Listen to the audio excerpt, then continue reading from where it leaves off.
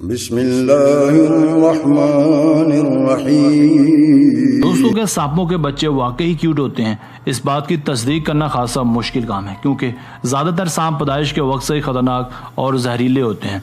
ज़्यादातर सांप गर्मियों के महीनों में पैदा होते हैं, क्योंकि मौसम गर्मा में ही सांप अंडे देते हैं। औसत एक फीमेल सांप 10 से 17 अंडे एक सीज़न में देती है, और सांप अपने अंडों में से 18 से 19 दिनों तक बाहर आ जाते हैं। जब ये बाहर आते हैं तो खासे छोटे होते हैं, यानी इनकी औसत लंबाई 40 सेंटीमीटर तक होती है। यानी इनके क्यूट होने की कोई गारंटी नहीं ले सकता।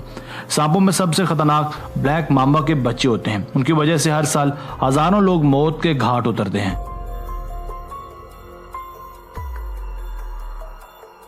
Number 4, hippos. दोस्तों, क्या आपने कभी चिड़ियाघर में हिप्पोस देखे हैं?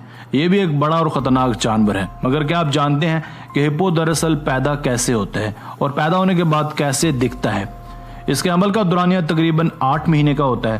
पैदा होने के बाद ये कुछ ऐसा दिखाई देता है। ये पैदाइश के बाद ज़्यादातर वक्त अपनी माँ के साथ पानी में ही गुजार देता है, क्योंकि इनको नर हिप्पोस से खतरा होता है। इसलिए इनकी माँ इनको नर हिप्पोस से बचा के रखती है।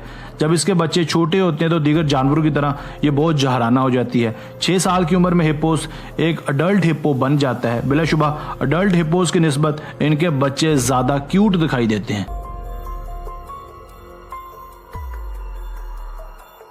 Number 3, bats. दोस्तों, वैसे तो चमगादड़ें हमें ज़्यादा अच्छी नहीं लगती, मगर आज की इस वीडियो में हम ये भी बात करेंगे कि ये भद्दा सा जानवर दरअसल कैसे जन्म लेता है। यहाँ हम आपको बताते चलें कि ये अंडे से पैदा नहीं होता, बल्कि डायरेक्ट ही ये जन्म लेता है। जन्म लेने के बाद ये बहुत ही छोटा सा होता है और दीगर मैमल्स की तरह ये अपनी माँ का दूध पीता है। इसकी माँ इसे उड़ने की ट्रेनिंग देती है, क्योंकि पैदा होने के साथ ही इसके पर भी उगाते हैं। तकरीबन 18 से 20 दिन के बाद ये उड़ान भरने के काबिल हो जाता है। जबकि माहिरीन के मुताबिक चमगादड़ों की कुछ इकसाम ऐसी भी हैं जो उड़ने में करीब 90 दिन लेती हैं। इनके उड़ने और अफजाइश का दारोमदार इनकी ट्रेनिंग और माहौल पर होता है। नंबर 2, क्रोकोडाइल्स और एलिगेटर्स। दोस्तों, अब बारी है दुनिया के सबसे ज्यादा खूनखार रेप्टाइल यानी मगरमच्छ की। इंसानों में नर या मादा की पैदाइश का दारोमदार दरअसल क्रोमोसोम्स पर होता है, मगर एलिगेटर्स में ऐसा नहीं होता। इनमें नर या मादा का दारोमदार दरअसल आसपास के माहौल या दर्जा हरारत में होता है। ये जहां अपने अंडे रखता है, अगर वहां का दर्जा हरारत 33 डिग्री सेल्सियस से ज्यादा हो तो मेल एलिगेटर्स का जन्म होता है।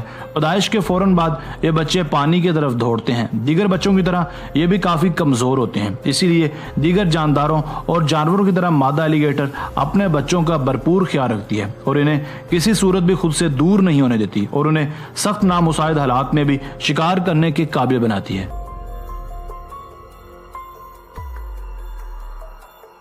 Number 1, elephants. दोस्तों, हाथी दुनिया का सबसे बड़ा जानवर तो है ही, ये सभी जानते हैं, मगर हमारे दिलों में हमेशा से ये हसरत रही है कि इनके बच्चे कैसे दिखते होते हैं।